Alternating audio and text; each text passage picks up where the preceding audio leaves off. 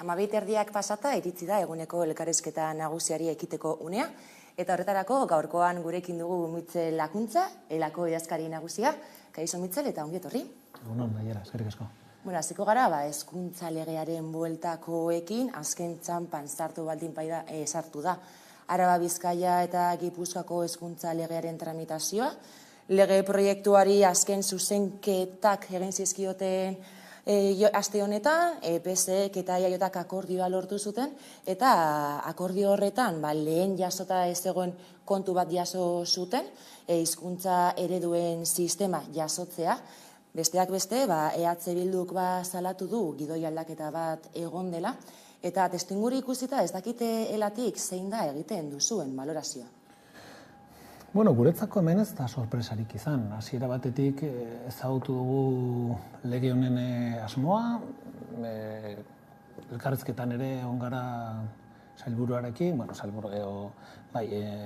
hezkuntza sailburuarekin, eta esango nuke hasiera batetik ikusi ditugu hemen zeuden gabeziak. Horregatik esate dut, azkenengo egunotan izan den kamika hori, guretzako ez da sorpresarik izan. Hasiera batetik bagenekien hemen funtzioan dagoena da asmo bat betikotzeko egungo eredua. Eta hor oreka batzuk behar bada bilatu nahian, adostasuna eman da batez ere orokorkerietan. Eta oso orokorra da, legea, zehaztasun gutxiko lege bada, eta zehaztasunik ez dagoenean orduan hasten dira interpretazioak, baina guretzako hau ez da gauza berri bat izan, guk hasieratik esan dugu, eben ez dago aurrepausorik murgiltze ereduan, ez dakit norbaitek ikusi dituen, baina guk behintzat ez du ikusi eta legeak ez dio halakorik ez, eta guk argi eta garbi esaten dugu, hemen bi hizkuntzak erkidegontan ofizialak diren bi hizkuntza horiek ezagutzeko murgiltze eredura jo behar duzu, nahi eta nahi ez, hori baldin bada asmoa, ez. Ez ditugu ere aurrera pausoak ikusi, sare bakar batera jotzeko bidean, ez. Gu planteatzen dugu transizio bat egon behar dela, ardatz publikorontze joateko. Eta beste gaietan ere ez, eta lan baldintzetan ere ez. Guk horregatik ikusten duguna da, hemen sailburuaren bidetik eta gobernuaren asmoa beti izan dela betikotzea gaurko eredua. Izan ere, hainbat eragileek salatu dute sistema publiko pribatua betikotzen duela hezkuntza lege honek, eta horrez gain, kasu honetan, euskara ez duela ardatz. Hori dela eta, hilaren 29 Euskal Eskola Publikoaz Arro Plataformak manifestaziora deitu du. Ez dakitelatik manifestazio hori besteko asmoa duzuen. Antxe egongo gara, egokia irutzen zaigu aldarria, eta gure aldarriekin bat egiten dugu, eta antxe egongo gara. Bestetik euskaraz Donostiako epaitegietan hasi zen atzo administrazioaren lanpostuak egonkortzeko prozesu biren euskaren eskakizunaren aurkako epaiketa zein da egoera? Hemen nik uste dut euskararen egoerataz hitz egiten dugunean gure ustez bi arazo nagusi dauzkagu, bi tamalez askoz gehiago dira, badakit, baina instituzioetaz hitz egiten dugunean guretzako bi dira arazo nagusiak. Eta bata, gaur egungo estatus juridikoak ez duela bermatzen euskararen edapena eta euskararen normalizazioa hainbat arloetan hori ikusten da, halako epaiak datozenean, eta edonork, normalean UGT eta sindikatuaren UGT eta komisionesen bidetik etortzen dira helegite horiek, ez baian jartzeko, edozein udaletxeak hartu dituen erabakiak euskararen normalizazioan, ez? Orduan, gaur egungo estatus juridiko honek ez dauka inongo bermerik udaletxeei eta instituzio batzuei bidea emateko normalizazio horretan. Hori da bat, ez? Eta ikusten dugun bigarren kontua da ere, batez ere Eusko Jaurlaritzari egiten diogun kritika bada, ez dagoela ausardi politika bat aurrera joateko. Eta hori ikusten da, beste, oraintxe hitz egin dugun hezkuntza lege horretan, ez dago asmorik horretan gehiago aurreratzeko, ez? Orduan, marko horretan mugitzen da gaur euskararen egoera, eta hor daude besteak beste, dauzkagun mugak, ez? Eta gure ustez hemen hein handi batean ere konponbidea etorri behar da presio sozialetik. Kontseiluak dituta dauka manifestazio bat, gure ustez manifestazio hori oso garrantzitsua da, erdigunean jartzeko ze egoeretan gauden euskararekin. Amiantoa hitz egingo dugu orain, atzoko egunean albiste batzuk izan genituen amiantorekin lotuta, besteak beste, amiantoren biktima baten familiari 150.000 euro baino gehiago ordaintzera zigortu dituzte Sidenor eta Kofi Bakasa. Horrez gain, Madrilgo gobernuak amiantoren funtsa ez duela indarrean sartu oraindik, eta bestetik Jaurlaritzako laneko sailburu ordeak argitu zuen osalanek eta ikuskaritzak Beasaingo kafeko amiantoren kasuarekin jardun zutela, jakin bezain laster. Hiru albiste hauek entzunda zer duzu esaterik? Asko, eta amiantotaz hitz egiten dugunean oso gai latzetaz hitz egiten dugunean, ez oso sufrimendu asko dagoelako horren bueltan. Zuk aipatu duzu irabazitako sententzia bat ez dia bide erraxak izaten. Asko kostatzen da, eta enpresak normalean jotzen dugunean epaitegietara eta hori salatzen dugunean oztopo guztia jartzen dituzten aurrera egin ez dezagun, ez.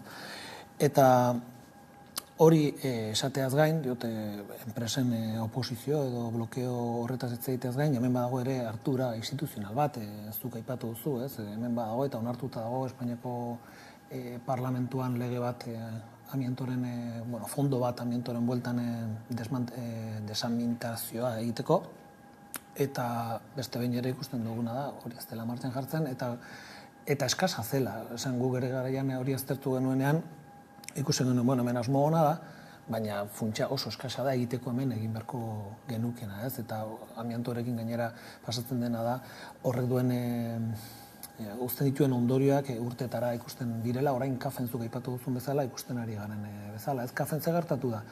Kafeko nabe batean eman ziren, atea ziren adierazle batzuk oso altuak amiantoarekiko, eta enpresa planteatzen zuena zen jarraitzea lanean, eta guk esan genuen, kuidao, kontuz, aztertu behar da lantegi osoa, langile guztiak barne hartuta, langile zuzenean kontratutako eta azpikontratako langileak, eta eskatu genituen beste neurketa batzuk egitea, eta horrek zen beste nabetan ere bai, ematen ari zela adierazle txarroiek, ez, eta horrek azkenean, albidetzen, albidutu zuen gelditzea enpresa, baina agerian uzten du berriz ere, enpresaren asmoa ze izaten da alako gaiak kudeatu berri denean, beti lehenestea produkzioa osasunaren gainetik gehienetan. Bestetik, Mitzel, Glabistak 240 langile kaleratzeko espedientea aurkeztu du joan den astean, bestalde Mekanerreko enpresak itxiera iragarri du eta 248 langile kaleratzea izango du ondorio, zer egin daiteke itxiera hauen aurrean eta kaleratze hauen aurrean, zer egin daiteke? Bai, hemen itxiera hitz egiten ari gara, jatorria esango nuke ezberdina dela, baina bietan ikusten dena da badagoela aukera bat enpresa horiek produkzioarekin jarraitzeko. Osea, esan dut ez dago itxiera bat, hemen objetiboki hau itxi behar da, ez dagoelako eskaerarik edo dena delakoa, ez. Hemen Glabistaren egoera lotuta dago multinazional baten posizioarekin, ez duelako saldu nahi, hor dauden terrenoak, eta horrek oztopatzen du, hori, badago inversore bat, hortan sartu nahi duena, baina esatu daizu, guk ez dizuegu salduko, ez? Eta orduan, geratzen zaiguna da, presioa instituzionala ere bai, borroka sindikalaz ari gara, baina deitzen dugu ere bai Eusko Jaurlaritza hitz egitea gauza horietaz eta presioa ere enpresa horren gainean jartzeko. Eta gero hau ere lotuta dago Mekanerren egoerarekin bezala, Mekaner enpresa rentablea da, baina erabakitzen dute istea, ez, halako enpresa batek erabakitzen duelako, ez. Eta egun lan erreformarekin, hain ona zen lan erreformarekin, saldu ziguten lan erreforma horrek ezin du ezer egin halako egoeren aurrean, ez. Eta guk horregatik kritikatu genuen, hemen behar da lege bat oztopatzeko eta zailtasun guztia jartzeko halako enpresei. Bestela geratzen zaiguna da borroka sindikala zailtasun guztiekin, Gainera Mekarreren kasuan, lege reformak zehazten du 6 hilabete horiek igaro arte, enpresak ez duela zertan batzordearekin bildu behar, eta horrek modu batean edo langilei kalte egin aldiez, ez dekote elkarrizketarako modu bat. Eta batez ere asmoa oso garbi uzten duela zertara doazen eta determinazio oso zuzena dutela, ez? Eta, konfiatu behar dugu, geratzen zaigun azkenengo karta horretan, ez? Da gure presioa eta borroka sindikal horretan. Beste bi enpresen kasua jarriko dizkizut, batetik ArcelorMittalek urte bukaerar arte luzatu du aldi baterako erregulazio espedientea, eta bestetik Gasteizko Mitzelinek bere ekoizpena murriztuko du, argudioak dira eskaerak jaitsi direlako, baina horrez gain multinazionalak lantegi horretako langileen gana konfiantza galdu duelako. Bai, bi kasu ezberdinak dira, ez? Michelinen kasuan oso garbi ikusten dena da, hau da esaten duguna bezala gure hiztegi sindikalean klasiko bat. Klasiko bat, enpresen mehatxuak eta txantaiak ikusteko enoraino iristen diren. Eta hemen gogoratu behar da, Gasteizko lantegia talde baten barruan dagoela, estatuko beste hainbat enpresekin, eta hor negoziatzen direla beraien lan baldintzak. Azkenengo hitzarmenean UGT eta Komisionesek dute gehiengoa gainontzeko enpresetan, eta azkenengo negoziazioan Gasteizko lantegiek esan zuen ez zegoela ados, hor planteatzen zen hitzarmenarekin, eta beste KPIa bermatu behar zela, baina nola ez diren gehiengoa talde osoan, azkenen UGT eta Komisionesek izan nahi zuten planteamendua zen gainendu zena, ez? Eta orduan zer esate dut, guk hemen erabaki nahi dugu, hemen bizi gara, eta gure lan baldintzak hemen erabaki behar dira, eta hori da, okerazpa naiz, bihar eta astelenean bozkatuko dela enpresa horretan, ez? Eta hori da, zuzenean jasotzen duten erantzuna, ez? Konfiantza falta, mehatxua, eta behar enpresa hauek jokatzen duten egiten bezala eskaerekin eta lankargekin, eta beti izateitu alako presioak, Volkswagen, Mercedes, zenbat eta handiago, gero eta ikusgarriagoa izaten da txantaia, ez? Eta Arcelorren kasuan, horre gertatzen dena da, ereak, normalean erteak, kasuntan, lotuta daude egoera kojunturalei aurre egiteko. Hau ez egiten dute, azkenengo 10 urtetan, kasi urtero egin dituzte alako erteak, eta badago hori modus operandi bat kojunturala izan beharko lukena, estrukturala bihurtzeko. Eta kasu honetan ere bai, Arcelorren, UGT, Komisionesek eta USOk oniritzia ematen diote enpresari, eta hau da gehiengo langilei ezartzen zaiena. Urkulluk azken hilabetean sindikatuen kontra jo du, batez ere elaren kontra boterea zaretela, adierazi du Urkulluk. Bai, nahiko adierazgarria da, ematen du orain deskubritu dela, baina bait sindikatua ezagutzen baldin bada, ezaugarri horregatik ezagutzen da, hori ez da berria, ez? Baina behar bada, Urkulluk duen arazoa, gu esaten dugu bezala, gauza, esateituen gauzen artean, esaten du ere bai, nonbait ere, eraiki digula egonezin sozial artifizial bat, ez? Eta guk ikusten duguna realitatea, eta ikusten duguna haserre soziala da, haserre sozial hori, ikusten dugu oso erreala dela, ez dauka ezer artifizialik, ez? Eta lehendakariak hemen zer egiten du? Desbideratzen du kasu honetan arreta, arazo hoietaz hitz egin ez dezagun, eta lehendakarientzat arazoak ez dira izaten, hain zuzen ere arazo sozial horiek, baizik eta arazo horien kontra antolatzen garenok. Ikusgarritasuna ematen diogulako arazo horiek, baina arazoak hor daude, guk ikusgarritasuna ematen diogu, eta zerbait gehiago eta importanteago, konpontzeko bidean jartzen dugu hainbat sektoretan greben bitartez etortzen direlako lorpenak, ez? Eta oso ikusgarria da, ez dute kurso hau hasi denetik, doan tokira doala, gure kontra egiten duela, greben kontra egiten duela, eta esaten duela hemen ez dakizen bat konspirazio dauden, beste errealitate bat, marrazteko errealitatea, begibistan da. Eta hau ez da elak asmatutako realitate bat. Jendeari galdetzen zaionean hitz egiten du osakidetzari buruz, hitz egiten du etxe bizitzari buruz, hitz egiten du ere bai pobreziari buruz, eta Eusko Jaurlaritzak berak ere dauzkan inkestetan eta ikerketetan ikusten dena da, herri honetan, kasu honetan, Euskal Autonomia Erkidegoan, pobreziak gora egin duela 2,5 puntu azkenengo 2 urtetan. Eta orduan, nik uste dut lehendakari pasen zaiola da, egun oso baldin bat zaude inguratuta enpresarioz, enpresa handiko zuzendariaz eta halako jendetaz, azkenean bukatzen zu beraie bezala hizketan. Eta hori da, inondi batean pasatzen zaiona, errealitatetik deskonektatuta dagoela. Urriaren 25ean sektore publikoak greba izango du Araba, Bizkaia eta Gipuzkoan, eta egun horren bezperan hezkuntza publikoan ere grebara deitu duzue, baina labek ez du grebaldi hori babestu. Bai, gure ustez labek zaila du azaltzea zergatik ez duan greba horretara, salbuespen bakarra delako, greba dauzkagu zerbitzu publikoetan, greba dauzkagu unibertsitate publikoan, greba dauzkagu ere bai, kasu honetan, irakaskuntza publikoan, ez? Eta hemen ze pasatzen da, labek akordio bat duela, akordio bat egin zuela gutxiengoan, beste talde batekin, interino taldea, Eusko Jaurlaritzarekin. Eta akordio hori guretzako oso eskasa da. Gutxiengoan egindako akordio da, baina gainera eskasa da. Eta ez ditu gaur egun hezkuntza publikoan dauden arazoi heltzen, ez? Orduan, sektorean zer ikusten du dagoela, haserre bat, agonezin bat, konponbideak behar dituela, eta labek kasutan arazoa dauka, akordioa sinatuta dauka, eta ezin du akordio horren kontra jo, baina arazoak hor daude.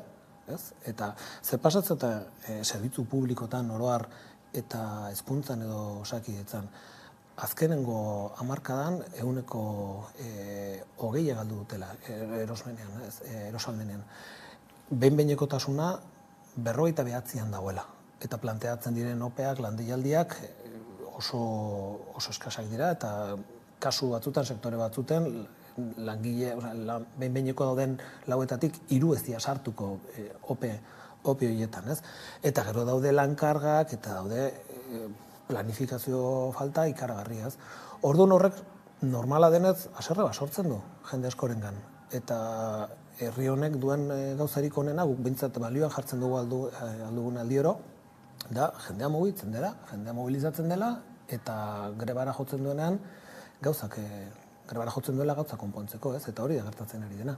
Eta grebez, azaroaren 30erako greba orokor feministara deitu da, elak deialdi hori babestu du, zain sistema publiko komunitario baten alde, greba batzordeak antolatuko dira lantokietan, imaginatzen dut dagoeneko lanean, zaudetela, zela handoa.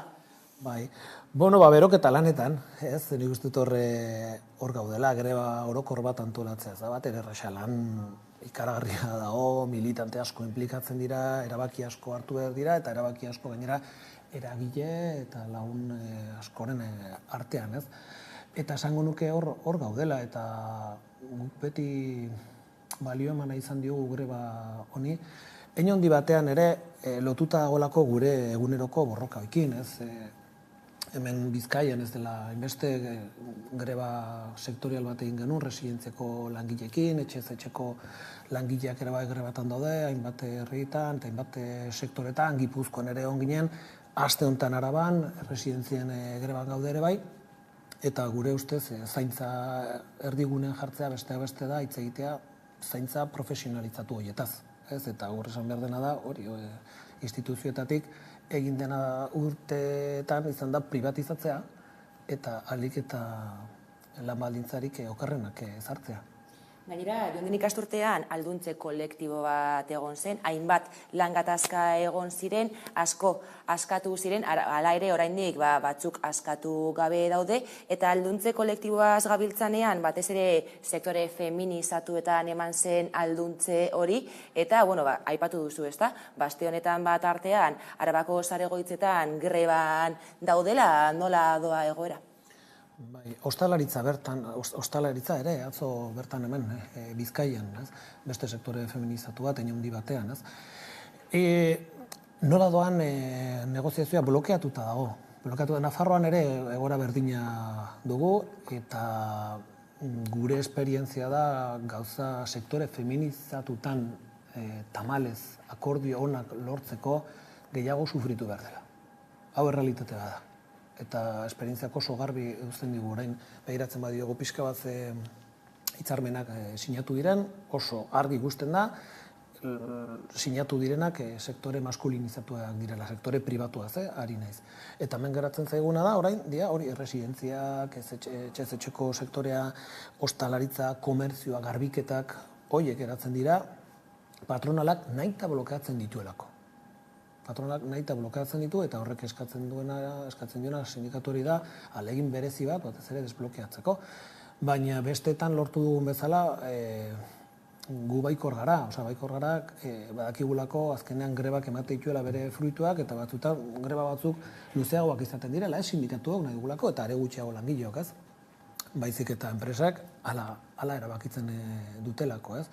Baina, esango nuke hor badagoela albiste hon bat, aurten bagoazela ustegen nutiuna baino greba sektore gehiagotan hitzarmenak lortzen eta ni baikor nago sektore horiekin ere bai.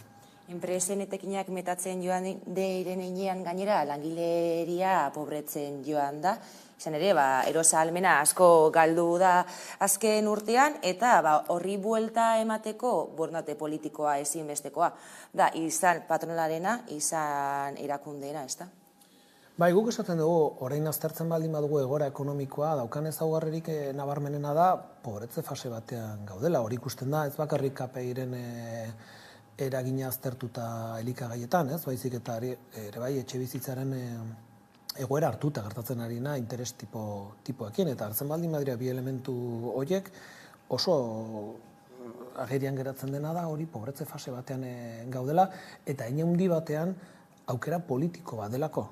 Hau oso garbi geratu da Europako Banko Zentralak egindako azkenengo adierazpenetan, esaten dutena da jarraituko dutela interes tipoak igotzen, rezesio bat bilatzen dutelako, eta langabezia igotzea nahi dutelako. Hau horrela esan dute.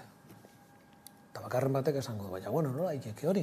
Hori da, pensatzen dutelako eta ondorioztatu dutelako, langabezia bajua denean, sindikatuok gaitasun handiago dugula jendea mugiarazteko eta soldata igoerak lortzeko. Baina soldata igoerak ez daude inflazioaren arrazoien artean. Espekulazioa eta enpresek lortzen dituzten etekinak dira.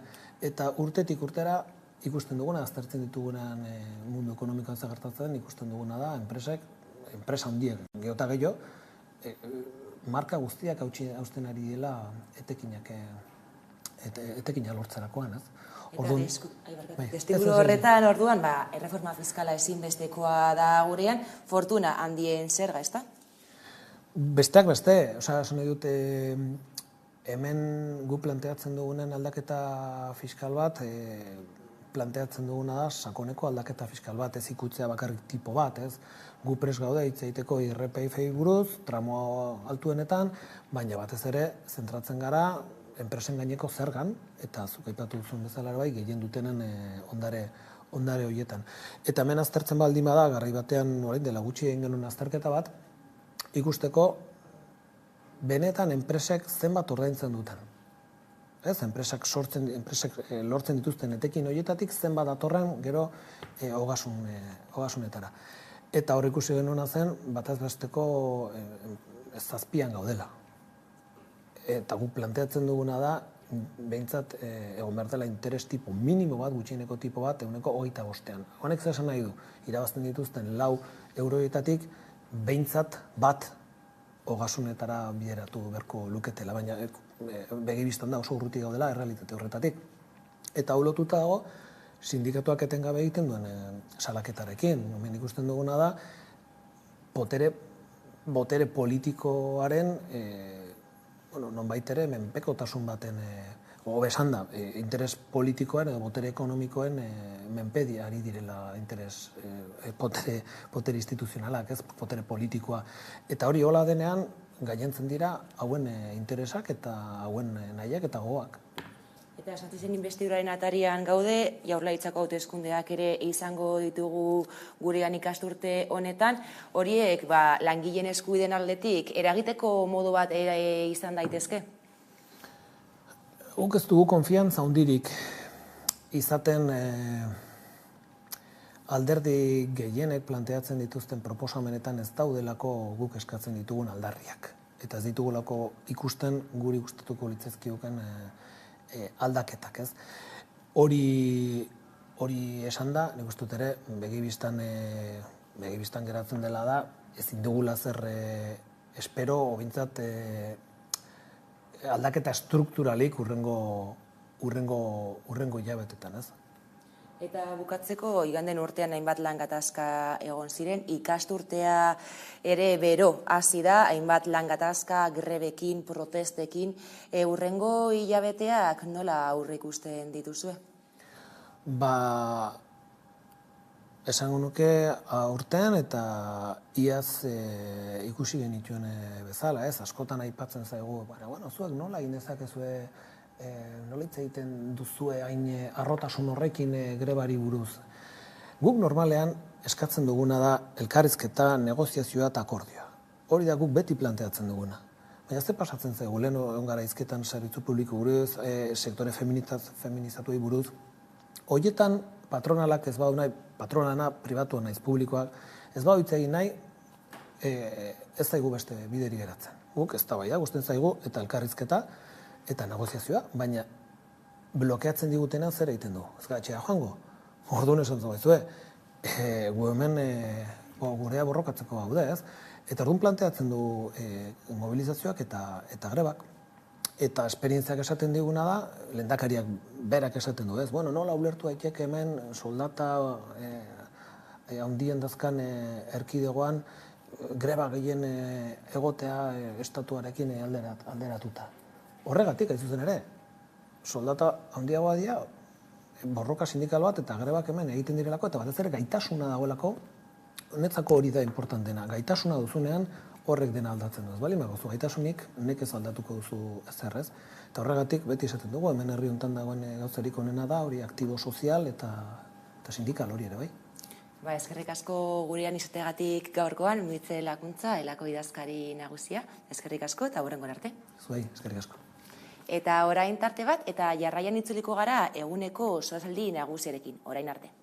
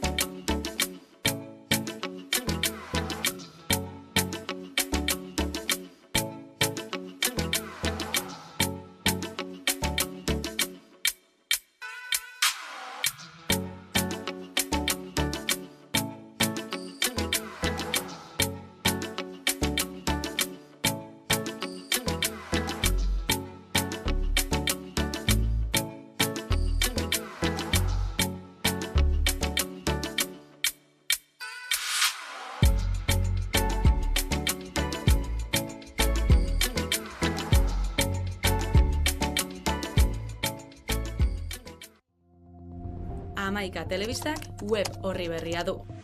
Aktualitatea, saioak, podcastak, programazioa eta gehiago aurkituko duzue bertan. Unean, uneko edukiak zuzenean edo nahieran nahi duzuenean. Edozein tokitatik Amaika Telebista denon eskura, mugikorrean eta ordenagailuan. etengabean eguneratzen den informazioa. Hemen hamaika.eusen.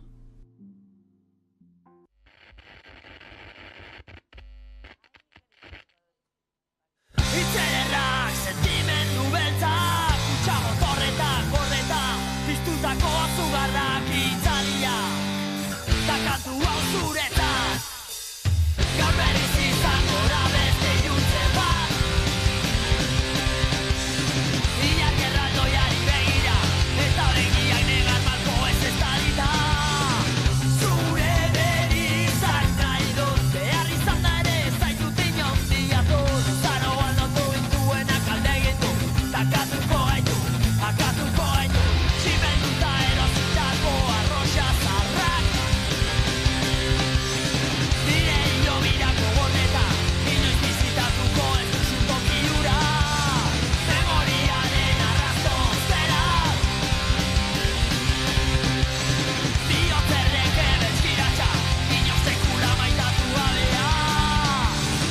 Zure berizak nahi dut, behar izan da ere ez zaitut inoz bilatu. Zaroan lotu gintuenak alde egin du, akatuko gaitu, akatuko gaitu. Piztutako zugarrak itzaliak, ta kantu hau zuretzat.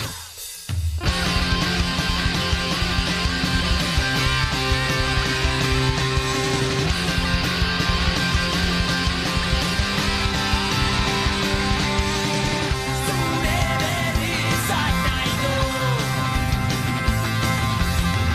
zure berizak nahi dut.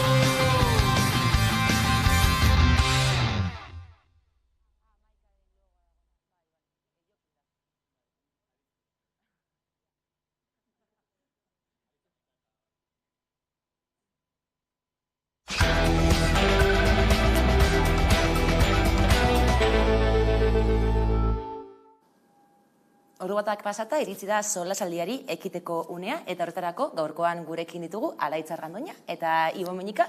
Kaixo bioi eta ongi etorri. Eguerdion. Ekarri. Bueno, hizkuntza legearen kontuekin hasiko dugu gaur, izan hizkuntza ereduen sistemari eustea adostu dute EAJak eta PSek, eta horren kontra, adibidez EH Bilduk adierazi du,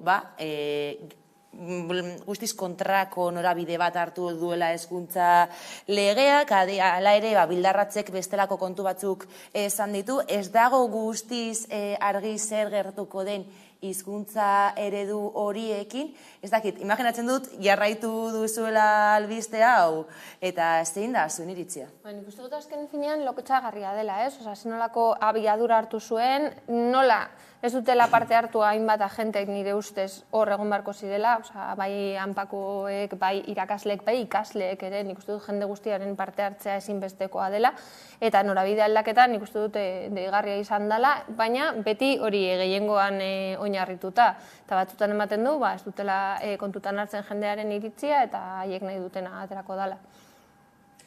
Eta, gainera gaur justu legebiltzarren atarian Eneko Anduezak adierazpen batzuk eman ditu, bera adierazpenak entzungo ditugu eta orain jarraituko du.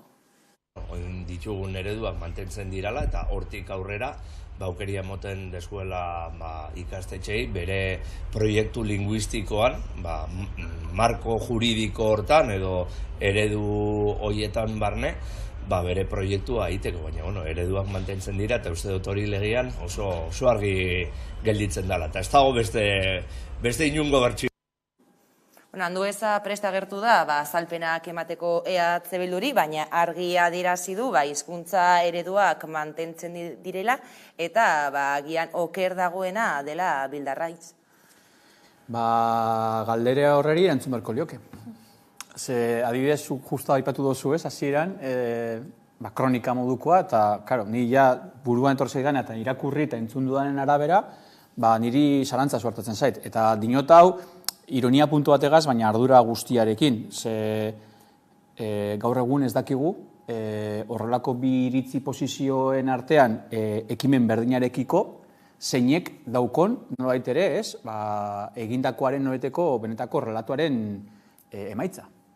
Eta gainera, emondan testinguruan, ez, Alaitzek aipatu du, baina prozedura hauek aspaldi markatuak egon izan dira, eta azkeneko momentuan egin izan direzen gertara batzuk emoten dira, azalpenak oso kontrasankorrak bihurtzen dira, eta ikusten da bakoitza baitere bere posizioari eusten diola, baina egoeran oso nahasgarri batean aurkitzen garela, ez? Eta nik uste dut, lotsagarria aipatu dela itzen, niretzako ardurabekeri bat da egiten ari dutena, eta eztabaida benetan kokatze aldera beharrezkoa dela benetan argitzea zein den egin duten ekimenarekiko atzean dagoen fundamentoa, ez? Eta horren arabera baitere ikusteko baitere nork eta zer planteatzen egin duen, ez?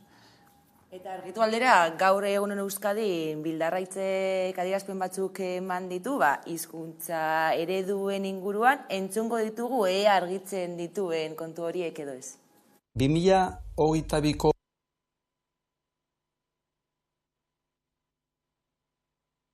Badirudi, ez dekogula aukerarik korte hori entzuteko, baina, berak azaltzen du, egia da, hizkuntza ereduak ez direla mantentzen, baina aldatu behar direla.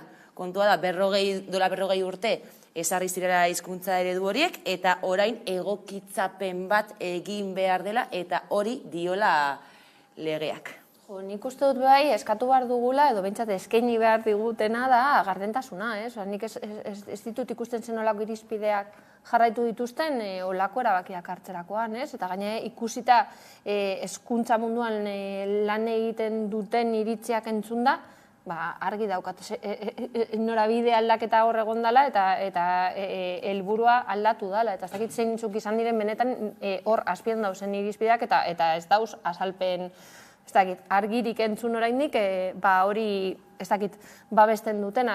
Eta nik uste dute galduko dugula, behin berriro ere aukera, benetan amaitzeko hizkuntza ereduekin, eta nik uste dute berriro da galtzea kriston aukera, eta ez dakit nik hauteskundeak direla eta hor dauzelako, olako erabakiak hartzen direla, eta da betiko kontua. Erabiltzen ditugu garai batzuk, negoziateketa batzuk egiteko boteren artean, eta horrek adierazten duena da, ez dagoela benetan borondate politikorik aurrera pausoak emateko, eta benetan hizkuntza eta eskuintza duina lortzeko. Hauteskundeak aipatu dituzu, Euskadi Irratian gaur Otxandianok horren inguruan ere hitz egin du, horrekin lotu du aldaketa hori, entzungo dugu eta orain jarraituko dugu. Hemen gertatu dena minoria batek, gutxiengo batek inposatu diola bere kriterio politikoa gehiengo bati. Alderdi sozialistak ez dio trabarik jarri hezkuntza akordioan adostutako helburuei. Eta orain, esaten ari da eredua blindatu behar diela. Nik uste dut hauteskundeak hurbilegi daudela, eta hemen mundu guztia ari dela kalkulak egiten, horrek zenbat boska eman eta kentzen dizkigun. Eta zoritxarrez, hemen interferentzia politiko koiuntural partidista gehieki ari dira sartzen jokoan, eta hori oso larria da, ze lege hau estrategikoa da, 30 urterako lege bat egiten ari gara. Ez dakite ibuen hauek entzun da, zer duzu esateko? Bai, ni justo lehen aipatu nahi nuen hori ez, testu inguruak era bat kondizionatutako noiteko jokabide batzuen horren aurkitzen ari garela, eta nik uste dut zantzu horiek nahiko evidenteak direla, ez? Eta gainera, lotuko nuke, hemen Peio Otxandianok aipatu du batez ere, EAEko hauteskundeain logikaen koka daitekena, eta batez ere PNV-ek ziurrenik egin duen kalkulua da, legegintzaldi honetakoa salbatzeko modua bezala kokatu duela, eta lehen etxi duela bere gobernu aliantza 30 urteri begirako estrategikoa eta ardazten duen noiteko legedi garrantzitsu baten baino, hori da noitere dagoen elementuariko bat, eta bigarren elementu ere bada, Espainiar estatuko eskalan baitere, noitereko egoera oso transitorio batean eta prozesu batean kokatua dagoela, ez? Eta gobernu osaketa bat dagoela, jada PSOEk hartu duela noiteko, ez?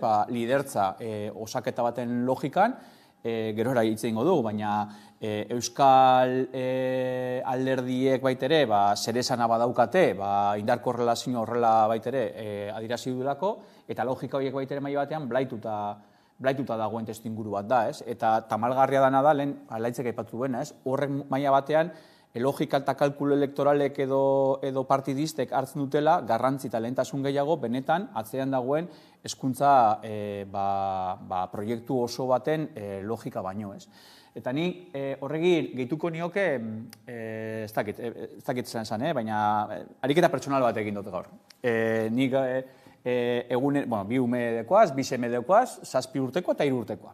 Eguneratzen doaz goizeko 9 eskolara, eta saiatu nazena da, gaur atentzio apurtxu jartzen, eskolarako sarrera horretan zenbat hizkuntza entzuten ditudan. Eta horren arabera baita neurtzeko, eta ni Gernikan bizinaz, testuingurua seguramente euskararen noiteko presentzia arnazgune baten logikan koka daiteken testuinguru batean, bera seguramente evidenteagoa izan daitezken elemugu batzuetara, bestelako errealide batzuk askoz ere sakonagoakoak edo arrakalak handiagoak ikusiko lehatezke, batez ere gun urbanotan eta bar, ez?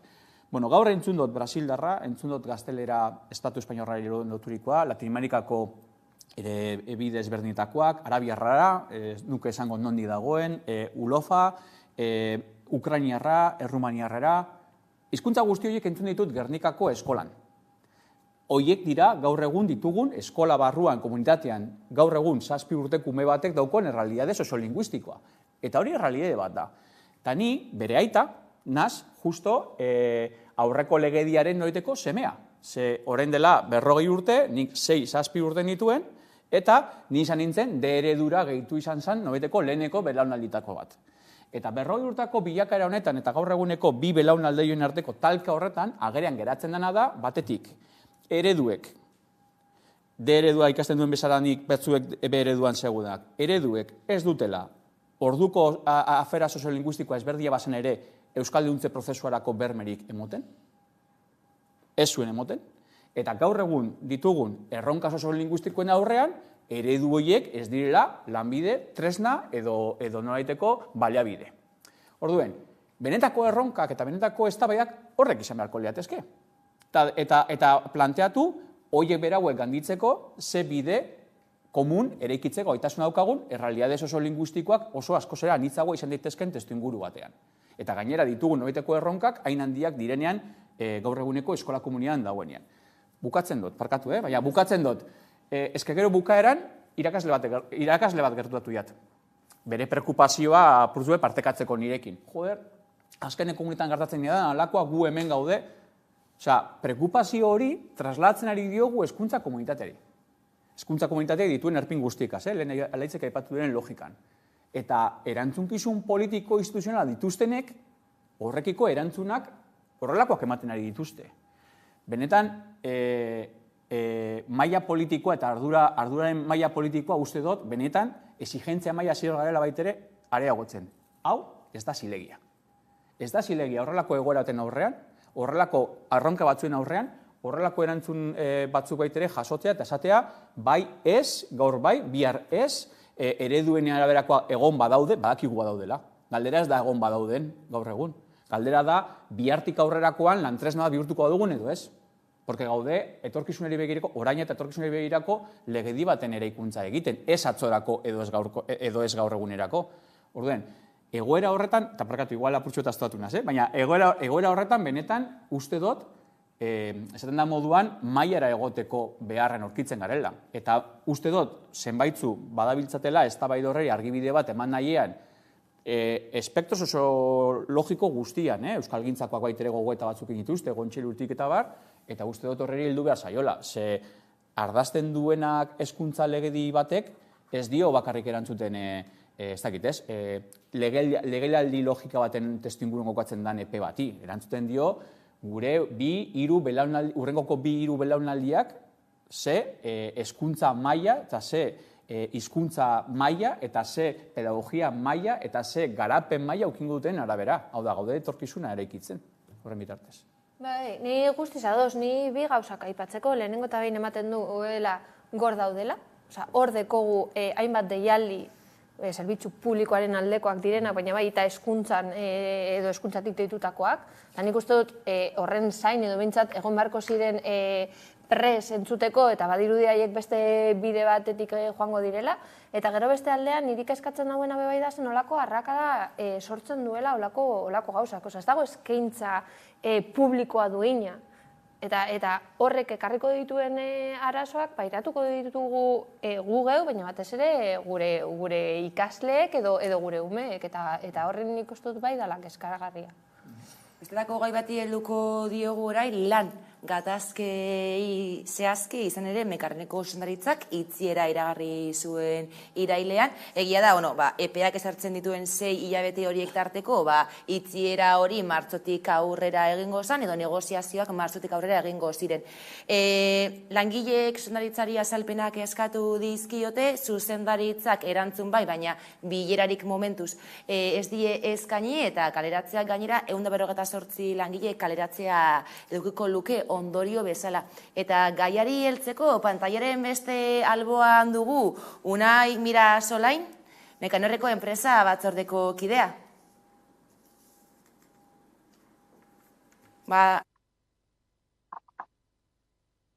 Gaituzu? Egunon, entzutena? Bai. Beno, Unai, hori, larun batean manifestazio egingo duzue Urdulizen, eta Mekanerreko enpresaren itzieraren kontra egiteko, zuzendaritzari bilera eskatu diozue, ez dakit zein den egun egoera? Bai, alde batetik dakizuenez urratsak baten egon gara, lehenengo egunetik, egin genuen lehenengo egunean enpresa aurrean, zuek bere gurekin egon zineten. Gero pasadan irailak 21 greba eguna egin genuen, enpresa guztiak egin 100% izan zen greba eguna, denak egin genuen. Bakarrik enpresa barruan geratu ziren zuzendari biak, Recursos Humanesekoa eta zuzendaria.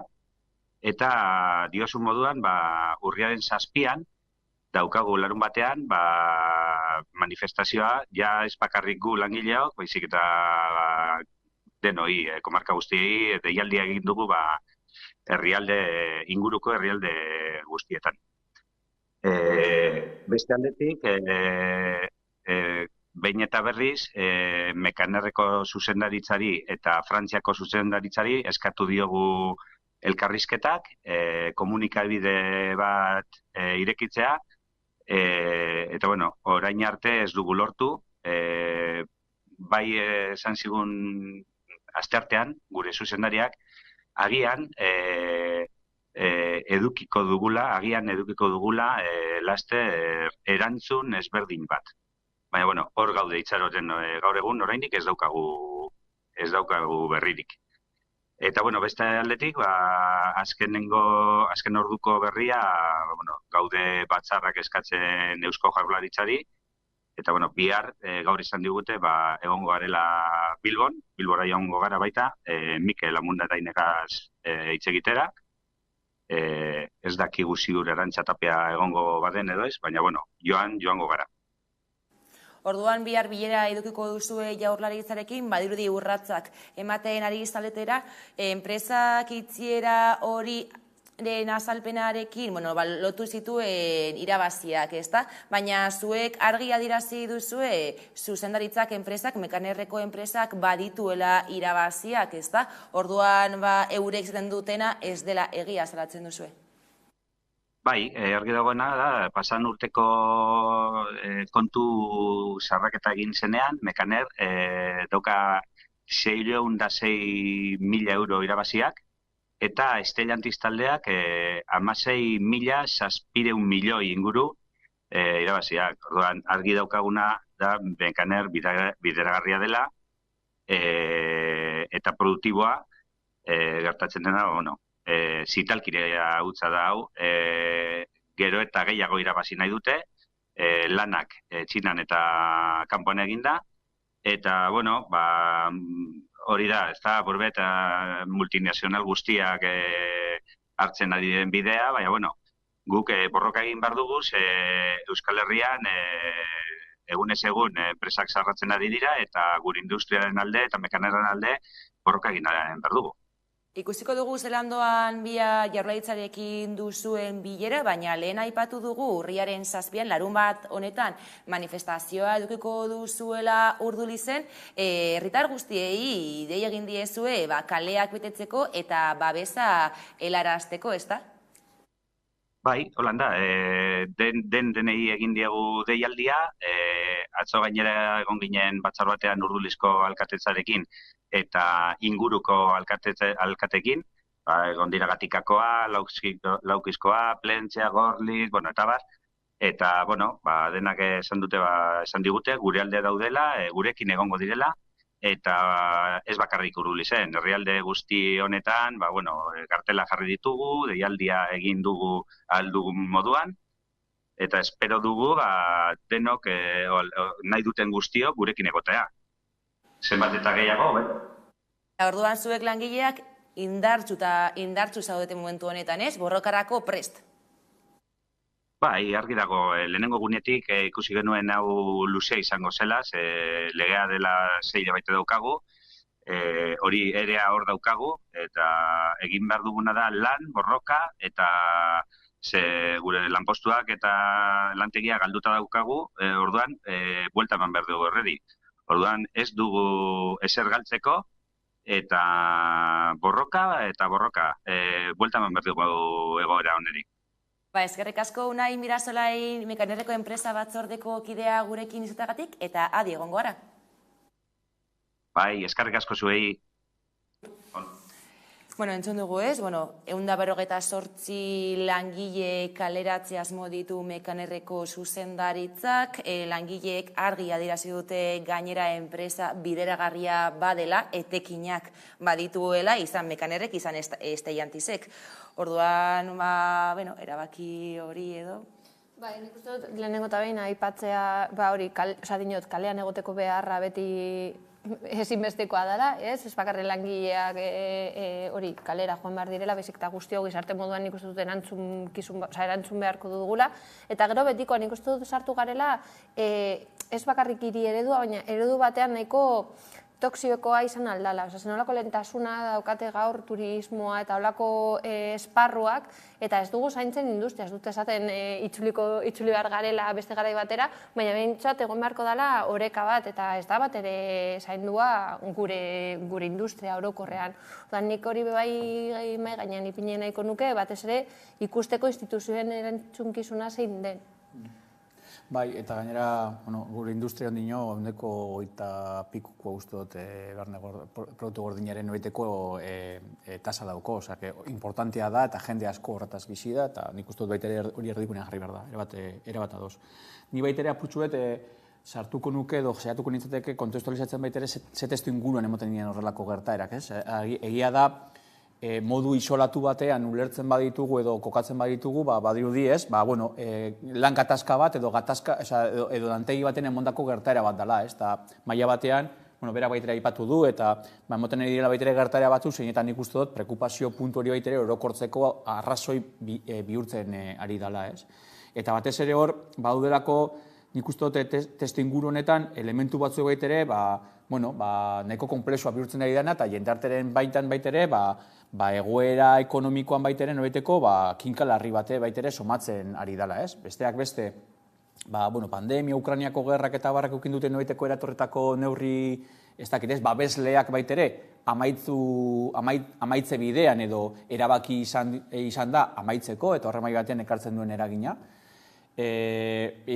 Ikusten ari gara baitere, batez Europar Batasunetik, aplikatzen ari dituztela berriro, aplikatu nahian da bizela, fase austeridade, fase bati erantzuten dieseieketen politikak, eta bankuari baitere ikusi hotzegu tipoak igotzen, eta horrelako neurria baitere agertzen ari dira, eta ikusten ari gara baitere horrek jendarten eukiten dituen nobeiteko egoera gero eta lasgarriago direla. Orain dela gitxi irakurri dugu edo jaso dugu, Eustatek adierazi duela hiriburuetan, txirotasun eta aberastasunen arteko arrakala gero eta gehiago areagotzen ari dela, eta hori kronifikatzen ari dela. Testuinguru horiek bai batean eragiten dute horrelako, lan produktiboan egon daitezken gatazka batzuek ze logika daukate. Gogoratu behar dugu baitere adibidez, Mekanerren kasuan, negoziazio logika batean zaudetela orain dela gutxira arte, da orain dela denbora bat, eta zaudetela gehiago, hitz egiten, kapaiera noiteko igoera eta soldataren araberakoak, zen motako negoziazio aukerak egon zitezken, besteak beste, berak ordezkari moduak plantatu izan duen bezala, enpresa bideragarri, ekonomikoki solvente, eta aberastasuna bat sortarazten ari zuelako. Beraz, aberastasuna hori partekatzea lan produktibo hori egite dituzten langileekin, logikoena da, eta sindikatuek logika horretan egon izan dira. Aldiz, harturiko sistema kapitalistaren logikan, multinazionalak aplikaturiko logika da, gatazka bat sortarazten bazait, edo norbaiteko arazoren bat, edo nik bestelako interes batzuk baditut, externalizatu, kanporatu, beste leku batera bideratu, askoz ere prekariago, baldintza kaskarrakoetan, diruetekin gehiago nik lortuko dudana, langileen pentsura egingo dudana, eta legalki oso nuragarria da. Evidentemente etikoki ez, baina legalki erabat zilegia dana. Eta testu inguru horiek zelan borrokatu baitere, erronka bat bihurtzen da bere baita.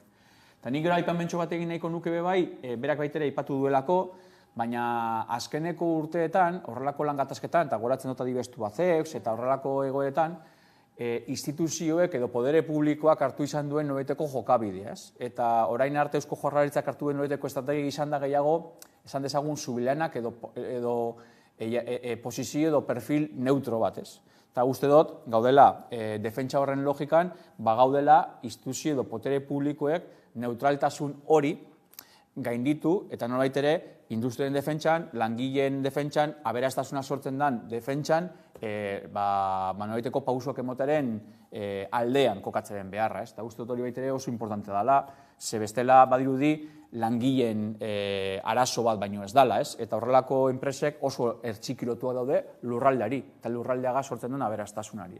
Nik horregatik ikusten dut oso interesgarria dela zabaltzea, eta ez bihurtza bakarrik enpresako arazoa izango balitz moduan, baizik eta zonaldeko arazoa izango balitz moduan, edo guztio parte hartzea olako deialdietara, eta parte sentitzea, eta azken finean honek eragina aukiko du gure bizitzan, eta hori da nik uste dut trasladatu egin beharko dela, eta horregatik ikusten dut instituzioek batez ere eman beharko dutela erantzun bat edo bentsat babes bat.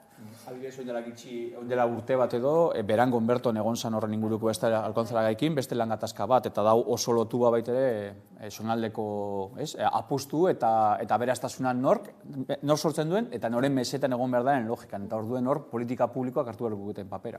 Baizen ere, zonalde hortan, Uribekostan bilan gatazka egon dira denbora gutxien, alkontzaren nahi zein mekanerreena, adibide bat da mekarrena, baina, besteak beste, gero ArcelorMittalek ere aldi baterako regulazio espedientea ezarri du, Michelinek ere ekoizpena murriztuko du, gero orain beste berri bate izan dugu ere, Autoglasek 250 langile kaleratu nahi dituela, eta zehazki mekaner eta Autoglasen inguruan galdetu diogo Michel lakuntzari gaur gurean, entzungo ditugu bere adierazpenak.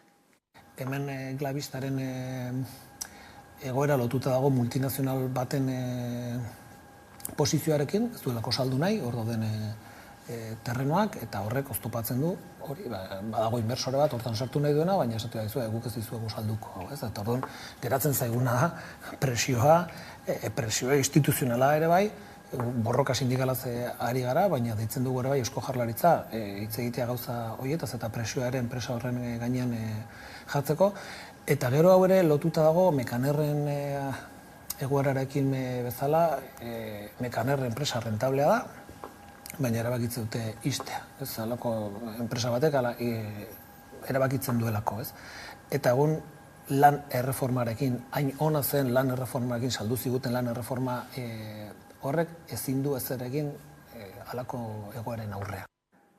Afera ezberdinak izan mekanerrena izan Autoglasena, baina ikusi dugu Aiaraldean egon diren manifestazioak, Alkontzaren kasuan, zein garrantzitsua den zonaldea mugitzea eta horren kontra egitea, ezta?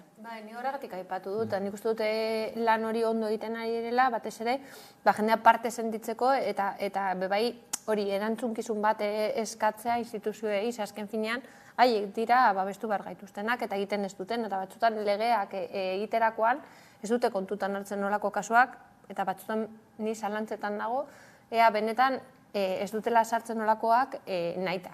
Eta hori da kezkagarria dena, ez? Bai, justo berak egin duen aipamenari loturik oso behar politiko edo soziala ikusten da, lurralde estrategia bati erantzutea, eta borroka sindikalak, potere publiko ekar dezaketenak eta herritargoak bere orokortasunean, egin dezaketen artean. Eta jakin da baita ere, konplexutasunez beteriko errealidea bat alaz. Berak aipatu duen bezala, horrelako kasuetan adibidez, errentagarrian badirien be, multinazional batek hartzen dituen erabakiak, izan ez duela saldu nahi, edo izan desbidatzen duela beste zonalde batetara, maila batean, esan dezagun, etxaila edo arerioan non ikusi eta zelan erabakia non hartzen daren artean, zailtasun ugari daudelako, ez? Eta horren maila batean, konplexotasun hori areagotuten duelako. Horregaitik nik uste baitere, are garrantzitsuagoa da aliantza eta elkarlan hori baitere, eta norberak eremu ezberdinetatik helburu berdinare irantzutea, ez? Eta gero, aipamen bat nik uste dut nahiko esanguratsua badana baitere da, industria bere orokortasuna hartu ez geroan, hor badaude sektore batzuk industriaren baitan baitere, seguramente haratagoko hausnarketa bat eskatzen digutenak, ez? Automozioari loturikoak eta barrakoak, badakigu transformazio handi batzuen aurren aurkitzen garela termino planetarioetan esan dezagun, eta hoiek ze etorkizun erdiluzeko perspektiban egon daitekeen, zelako implementazio daukaten Euskal Herrian, eta hoiek ze estrategi, ze eraldaketa estrategi eskatzen duten artean baitere, gogo eta sakona eskatzen dutela, ez? Evidentemente urgentziaz egon daitezken gertari begira, baina gero begira da altxatu baitere, eta horren inguruko hausnarketa sozial, politiko, instituzional bat gauzatu, ze erronka horiek etorri badatoz, eta horren aurrean ezinezkoa daukaguna soilik da erantzun klabetan kokatzea, ez? Gehiago eraldaketa klabetan kokatzea beharra daukagu, herri erronka bat daukagulako bere baitan. Nik bai komentatzeko, batez ere daukagulako hainbat erronka eta hainbat deialdi hemendik gertu, nola saltzen digute, jendea lan baldintzei buruz hitz egiten dutela eta soldatei buruz hitz egiten dutela, eta saldu nahi gaitu digutela, hori dela, berekoiak direlako edo bereien gauzetaz irtetzen direlako olako mobilizazioetara, ez? Eta nik uste dut ze garrantzitsua den, hainbat arlotan, langileen borrokak, azken finean, inpaktu zuzena daukate gure bizitzan, bai hezkuntzan, bai zerbitzu publikoetan, azken finean, ez dakit orain dela gutxi irakasle batekin hitz egiten, berak esaten zuen, ez nago soldataz, ez dut soldataz hitz egin naiz, ratioaz hitz egiten nahi naiz. Eta ratioaz hitz egiten dugunean, bai, hori bai da duintasunari buruz hitz egitea, eta batez ere zenolako inpaktua daukan gure ikasleengan, ez? Dinot. Batzutan, ni flipatzen dut, politikariek entzutean, esaten dutela, denbora osoan kalean, zertarako, segu oso ondo goaz, ez dakiz zer, eta beti kejaka, baina pentsa zazue. Begirada jartzeko edo ardura jartzeko, greba egiten dutenen gainean edo, eta nik uste dut gizarte moduan, kapazek izan beharko garela, ikusteko borrokatzen dute gure eskubideak defendatzeko, eta ez hainbeste bereien lan baldintzeak aurrera eramateko. Eta nik uste dut oso garrantzitsua dela, horregatik dinot, olako deialdiak izan beharko direla guztiontzat, transversalak izan beharko direla, askotan esaten dugu pentsionistek igual deitzen dutela eta gazteria ez dela hurbiltzen, honekin gauza bera, nik uste dut ez dela lan gatazka bat, baizik eta suplantatu duzuna. Hemen aldaketa bat egon behar dela, eta bidean guztiok atera behar garela kalera, hori, babesa emateko. Izan ere, alduntze kolektibo bat eman da, ez da? Eta ikusi da, langileria pobretu dela, nola, zenbat eta enpresariek zenbat eta gehiago irabaziak metatzen joan diren einean, ez da? Bai, eta gainera, egoera eta kontestuak eta hartzen diren noeteko politiken norabideek gehiago azalarazteko noeteko intuizio edo egoera batean aurkituko gara, ez? Eta orduen horrek maila batean jartzen gaitu baitera alerta nagusiago batean, ez? Ze egia da azkeneko urtetan, hor egon dire eztabaida batzuk, eta zirela babes sozialerako neurriak behin-behinekoak izan, iraunkorrak izan, nor kubritzen zituen, eztabaida horiek bizi zen ditugu azkeneko 3 urtetan esan dezagun, ez? Pandemiatik ona, ez? Baina horiek maila batean, jakin bagenekin baitere, status quoak esan dezagun, ez zaukola inongo asmorik horiek iraunkortzeko, edo gutxinez horien bitartez aputxuet jendarteren behar izanei erantzuteko, ez? Orduen, horrelako bestelako neurri batzuek hartzeak jarriko gaitu seguramente, lehenagotik zegoena kroniko zena, egiturazkoa zena, askoz ere gehiago azalaratuko da.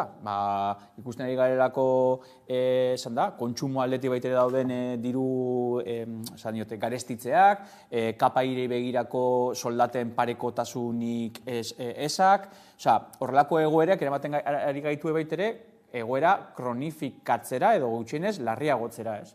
Horren aurrean, elementu horiek ez dakit ez, dimentsio bereziago bat hartzen dute, ez? Eta nik uste dut hori eskatzen duela benetan perspektiba, arlo sozioekonomikoari begirako begirada altxatu behar dugula epe erdiko perspektiban. Eta hor dauden erronkak, ez? Izan transizio sozioekologikoari begira, izan industriari begirako eraberritzeari begira, izan politika sozialei begira, horiek zeharkatzen dute zeharo eta estrategia komunak behar ditugu horretarako, ez? Baina nik uste dute batez ere pandemiatik ona, sortu diren neurriak izan dira motzekoak, dinot, izan dira partzeak. Orduan, klaro, horrek ez du laguntzen egoera aldatzeko, eta nik uste dut pausoak eman beharko dira egoera aldatzeko, ze bestelako kronifikatu alda, zuk esan duzuna, eta gainera eske batzuk ez daukate irten biderik ez badago aldaketa benetan sakona. Eta nik uste dute, hori, ausardiagoak izan beharko garela, edo behintzat instituzioetan daudenak, pausoak emateko eta hori zapusteko hainbat diru laguntzekin edo lako gauzekin. Bestelako gai bati helduko diogu orain, investidurari helduko diogu. Feijóoren investidurak porrot egin ostean, Sánchezen negoziazioak hori balaude, ikusi ditugu nola alderdiekin dagoeneko bilerak izan dituen PSOEk, eta egia da izan alderdi katalanak izan euskal alderdiak paper garrantzitsua izango dutela gure alderdiek zein katalanek investidura horretan, ez da? Bai, nik uste dut aurrekoan komentatu nuena, aprobetsatuko dutela, baina aldarrikapenak mai gainean ipintzeko, baina betikoa. Ez badago borondate politikorik geldituko da negoziazio batean, hori kartak jolastea dena eta aurrera begira zer. Ni da batez ere gehien kezkatzen dagoena. Azken finean, egin dituzte edo mai gainean ipini dituzten aldarrikapenak oso duinak dira, nik uste dut eramangarriak, baina lortzen baldin badute zerbait, ez da izango borondate politikoa dagoelako, baizik eta trukak eta jolas batean daudelako. Bai, nik igual lehenko egin nahiko nuke horrelako rekontxiliazio bat. Eta da, ez dakite, igual nire kontua da, partekatzen dut. Eta da, azkeneko garaian ikusten gaude, behintzat, edo komunikabideen bitartez batez ere jasotzen duguna da, ez dakizan esan, estilo dagoen negoziazio logika batean, norberak bere, ez dakitez, bere autoprestigio eta autobomborako elementu gisa, ez. Ni ikusten ari naz, sobredimentsionatze eta sobreaktuazio gehiegi ikusten ari naz. Orokorrean nago planteatzen, Eta gainera, ez dakitez, minuturo resultado moduan, une oro komunikabideen bitartez hori trasladatzen. Eta trasladatzen da noiteko gehiago, irudia bada, da gaudela ere norberak ze posizio, ze indar korrelazio eta zelan lortzen dudan aukera gehiago, benetan egon daitezke noiteko erronkei begirako posizio politiko edo ordezkatzen duzun jendarteren zati baten noiteko jokabide arduratsua baino ez. Ez dakit, oin dela gutxi, nintu nion Yolanda Díez izanez, hemen ez dagoela ezer egina, eta baten atzo entzuten diot, bastakit, karteri buruz hitz egiten, barkatu, baina zer pasatu da orain dela bi egunetik eta atzora bitartean, zure posizio bi horiek hain ez dakit, hain dispareak izateko, eta jarri dut adibide moduan errespetuz, baina hitzen genezake guzti buruz. Eta hori ditzen zait, ez dakit, igual da norbera esan burutzen duen, baina negozatzen bazaude, izan zaitez apurtxo ez serioa, negozatu dagokin lekuan, negozatzen den emaitzen partekatze publiko bat egin, arrazoiak, justifikatu, baina ordura arte, mesedez, teatralizazio gutxiago. Takit, hori da nire lehengoko impresioa.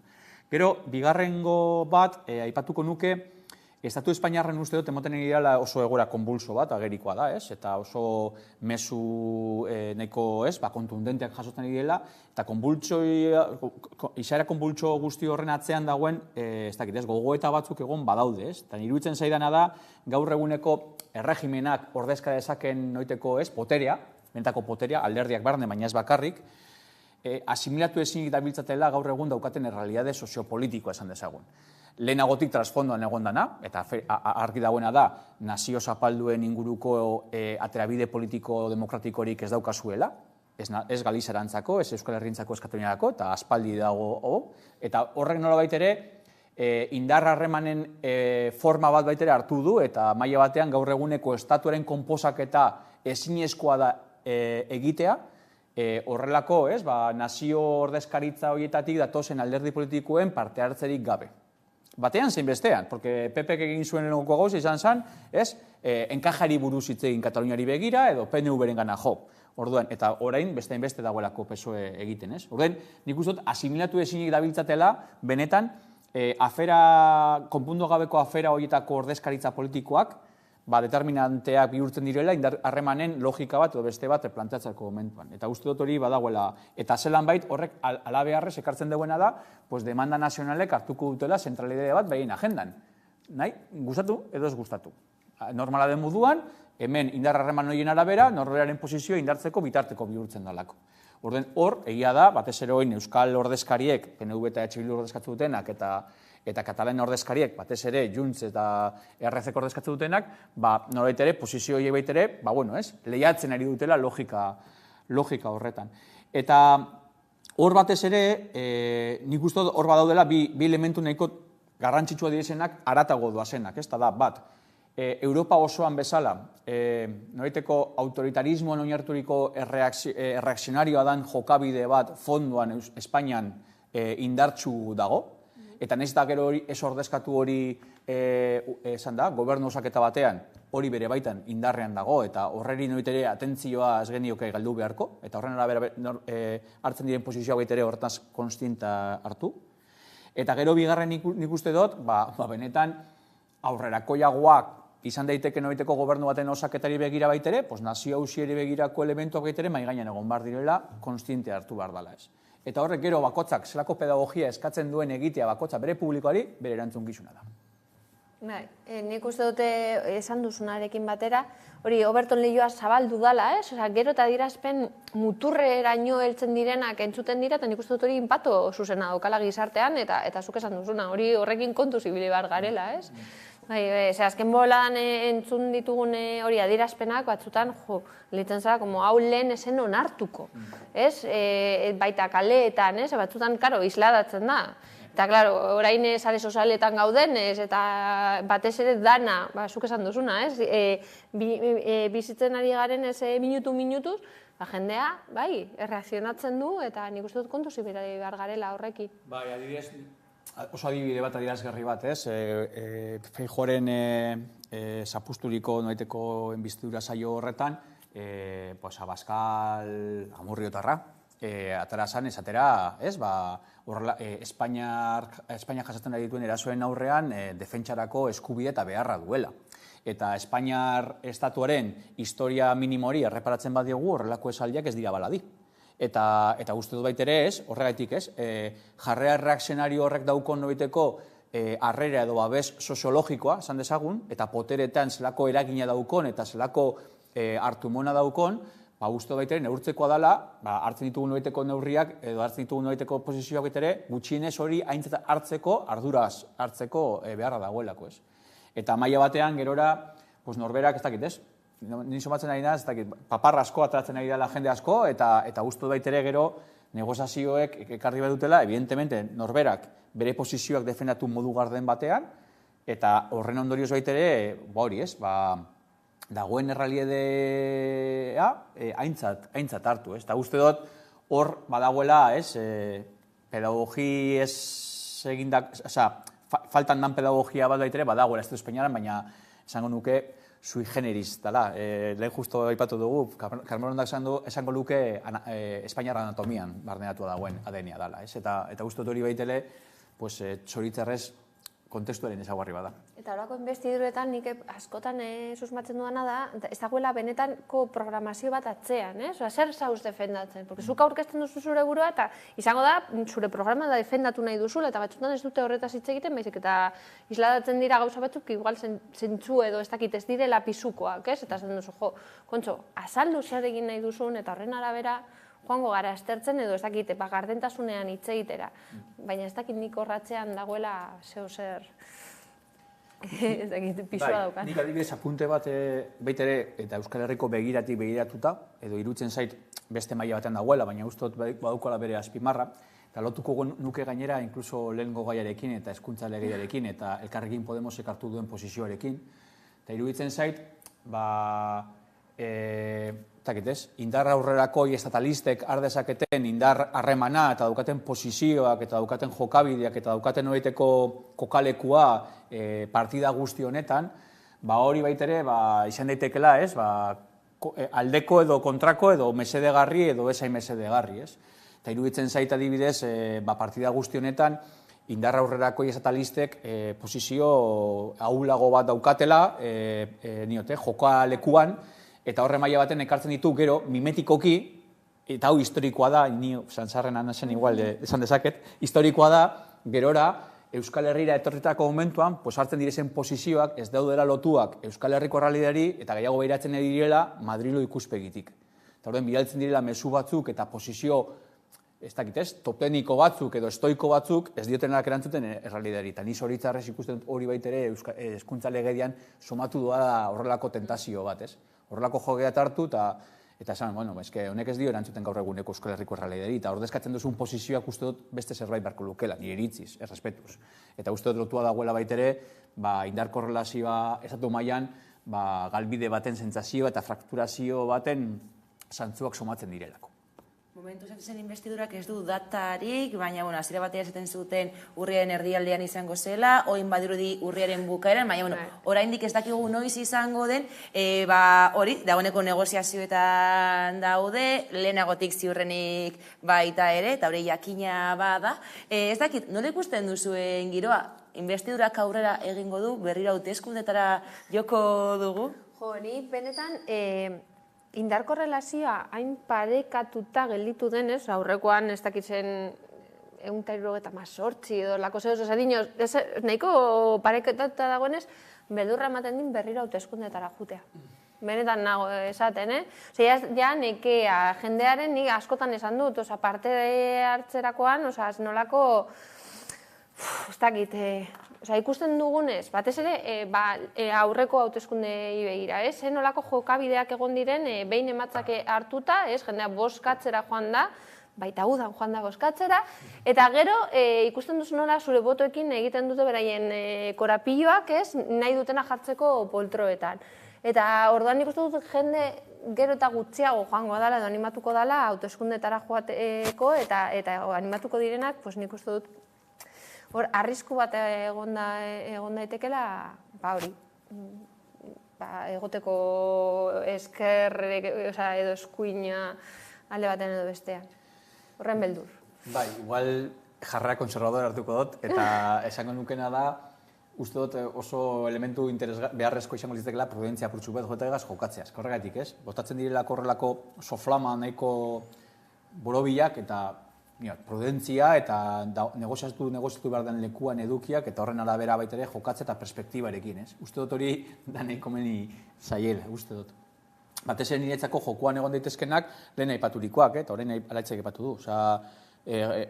Fondoko jokabide reakzionario autoritario hori egon badago. Orduen, jokatzea horrekin bildurraren elementuarekin, edo hori berau atraz geroan zer gertatu daiteken, nik uste daiteke hori perspektiba gaz hitz egin behar da. Realitate korrotara eramaten bagaitu, erantzun beharko zaio, igual. Baina perspektiba horrekin baita ere jokatzea. Eta hor nik uste dut badaude bi elementu nahiko, ez dakit, adierazgarriak izan daitezkenak, ez? Batetik eta ikusi dugu, eta lehengoarekin lotuko nuke, ez, PNV baita ere atara da esan ez Andoni Ortuzarrek, historikoki bakarrik Irutan emon izan diola baiezkoa, egia da gaurko testuen gura eta orain dela 20 edo 25 urtekoa esala berdina, evidentemente, uste dut hori, ez? Ikusteko dagoela baitere da, joan etorri horiek ze logiketan iten diren, eta hezkuntza legediaren baitere hor kokatuko nuke. Eta gero beste bigarren elementu bat da, batez ere nahiko markatzen nahi duenela agenda da, Kataluniako afera, ez? Eta bihurtzen ari da dena, badirudi, Puigdemontek zer erabakitzen duen araberako plantamendua, ez? Asko simplifikauta, baina askotan hori zabaltzen delako, eta iruditzen zait askoz ere komplexoagoa dela errealidadea, ez? Eta ez gaudela bakarrik hitz egiten, amnistia bai amnistia, ez? Horiz da debatea, bakarrik, evidentemente. Baizik eta da, nazio hausiei zelako aterabide demokratiko emoteko gaitasuna dukon, gaur eguneko Estatu Espainiarrak. Orain dela 40 urte bezala, gaurko errealidadean. Eta indar harremanak zelan jartu zaituen estuago, are gehiago erantzun beharra daukazu. Eta beharrak horretara behartzen zaitu. Punto. Orduen, ez? Hor dago benetako eztabaida. Eta hor zelan jokatu partida, ez? Nazio ikuspegitik, eta alizen ez gero, batez ere orain Katalunia eta Euskal Herriko sintonia posible badaukagu, seguramente sintonia hobeago badaukagu, hobeto danontzat. Honekin bukatu beharko dugu gaurkoan, eskerrik asko berriz ere, gurekin zutegatik, Alaitza Gandoña eta Ibon Beñika, eskerrik asko eta hurrengora arte. Eta orain tarte bat, eta jarraian itzuliko gara eguneko albiste nagusiekin, Karolina Suarezen eskutik, orain arte.